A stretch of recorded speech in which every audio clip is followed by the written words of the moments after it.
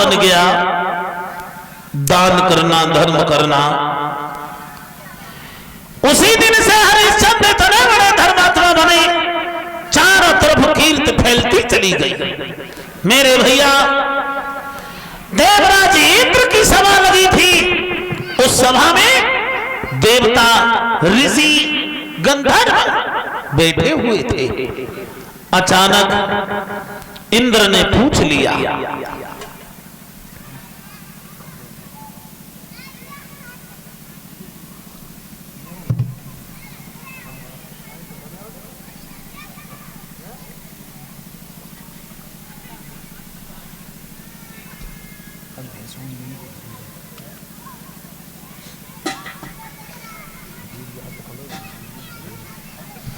मेरे भैया,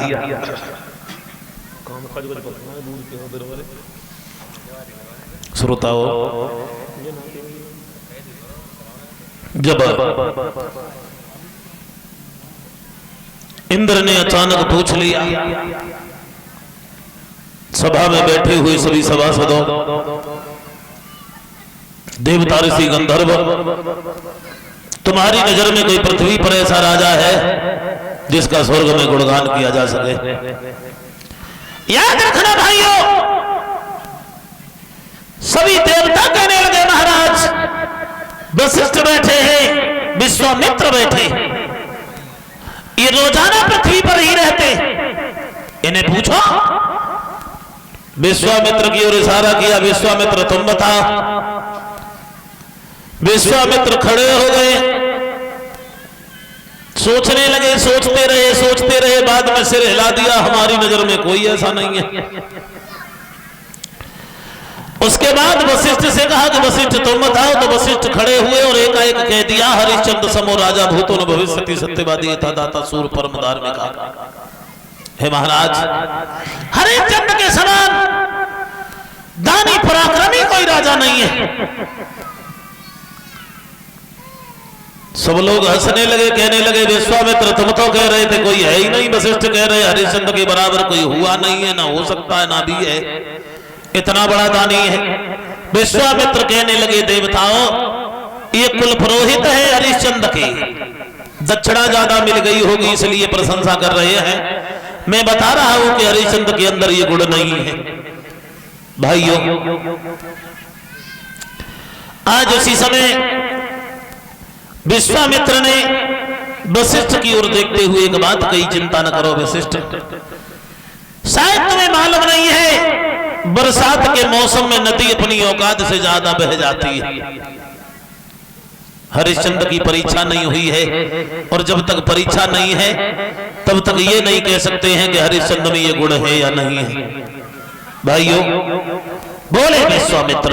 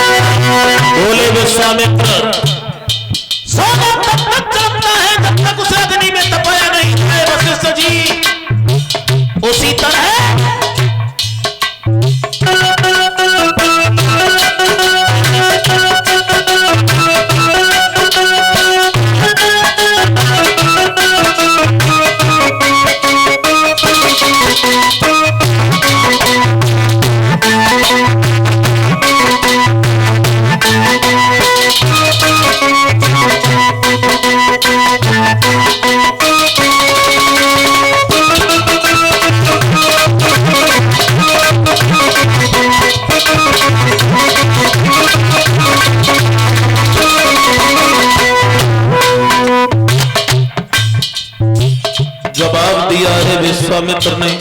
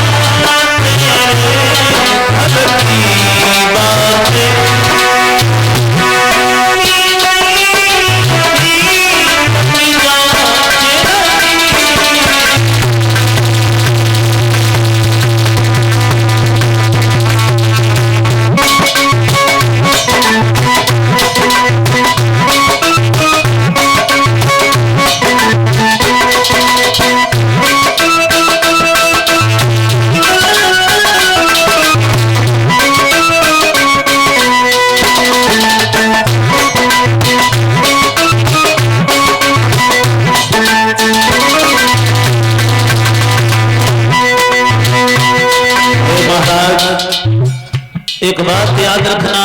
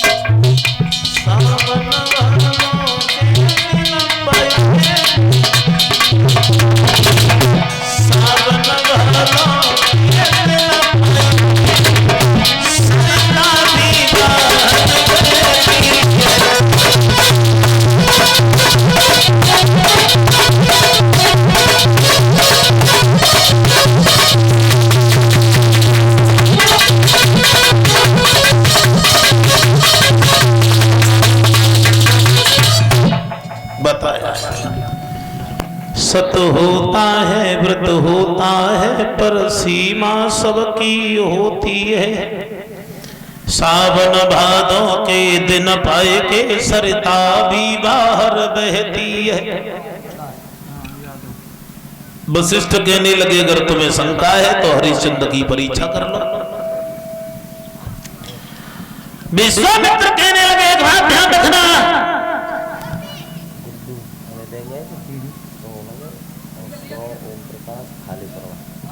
और 100 रुपया गुड्डू भैया की तरफ से आए हैं और 100 रुपया ओम प्रकाश, ये खालेपुरवा के रहने वाले हैं।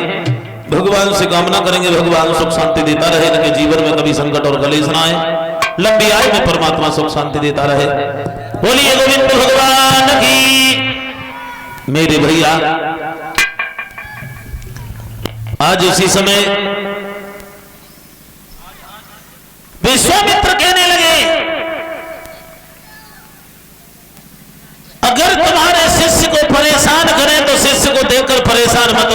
वशिष्ठ जी? जवाब दिया बिल्कुल नहीं। चल दिए। वहीं से विश्वामित्र हरिश्चंद्र के पास के लिए सोकर भर के हरिश्चंद्र की बगिया के करीब पहुंचे। सोचने लगे पहले हम यहीं से नंबर लगाएंगे। सारे बाग को उजाड़ना प्रारंभ कर दिया। माली भाग करके आया बाग की सुरक्षा करने के लिए, मगर विश्वामित्र ने सूकर के रूप में माली की जंघा को फाड़ दिया, घायल कर दिया।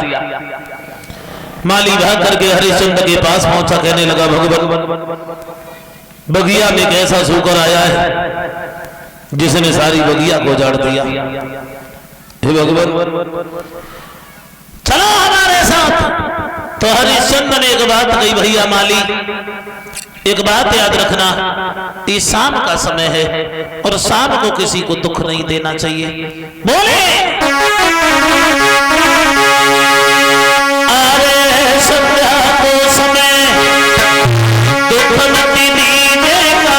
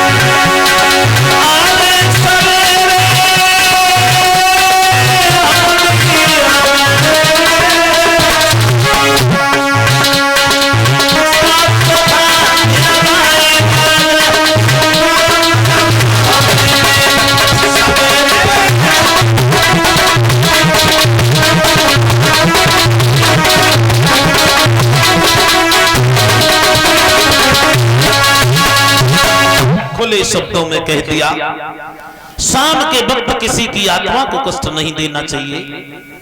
सुबह आएंगे तब देखेंगे।